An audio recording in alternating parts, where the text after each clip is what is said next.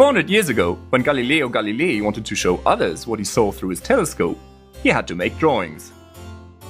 The pockmarked face of the moon, the dance of the Jovian satellites, sunspots, or the stars in Orion. He took his drawings and published them in a small book, The Starry Messenger. That was the only way he could share his discoveries with others. For well over 2 centuries, astronomers also had to be artists. Peering through their eyepieces, they made detailed drawings of what they saw. The stark landscape of the moon, a storm in the atmosphere of Jupiter, the subtle veil of gas in a distant nebulae. And sometimes they overinterpreted what they saw. Dark linear features on the surface of Mars were thought to be canals suggesting civilized life on the surface of the red planet. We now know that the canals were an optical illusion. What astronomers really needed was an objective way to record the light collected by their telescopes, without the information first having to pass through their brains and their drawing pens. Photography came to the rescue. The first daguerreotype of the moon. It was made in 1840 by Henry Draper. Photography was less than 15 years old, but astronomers had already seized on its revolutionary possibilities. So how did photography work? Well, the sensitive emulsion of a photographic plate contained small grains of silver halide. Expose them to light and they turned dark. So the result was a negative image of the sky, with dark stars on a light background. But the real bonus was that a photographic plate can be exposed for hours on end.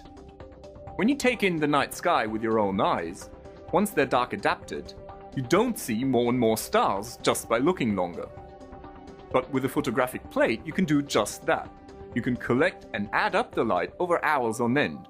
So a longer exposure reveals more and more stars. And more, and more, and then some.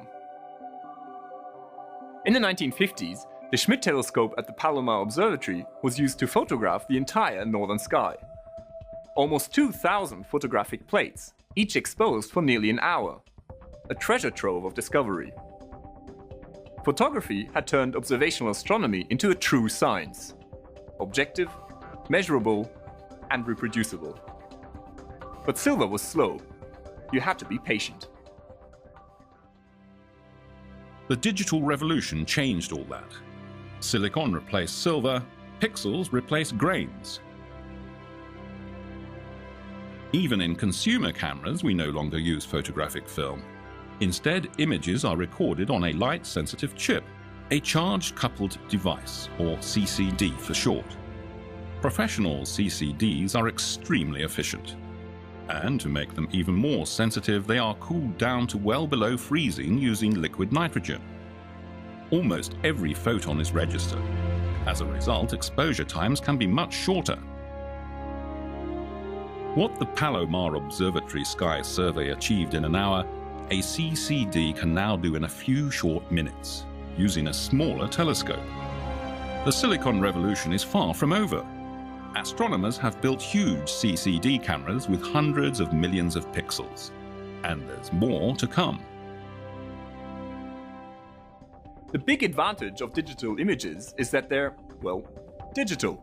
They're all set and ready to be worked on with computers. Astronomers use specialized software to process their observations of the sky.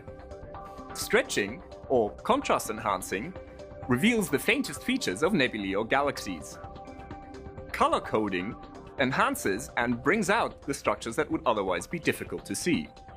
Moreover, by combining multiple images of the same object that were taken through different color filters, one can produce spectacular composites that blur the boundary between science and art.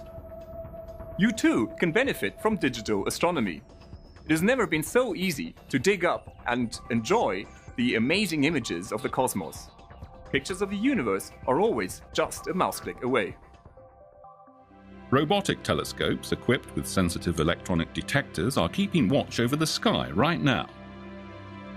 The Sloan telescope in New Mexico has photographed and catalogued over 100 million celestial objects, measured distances to 1 million galaxies, and discovered 100,000 new quasars.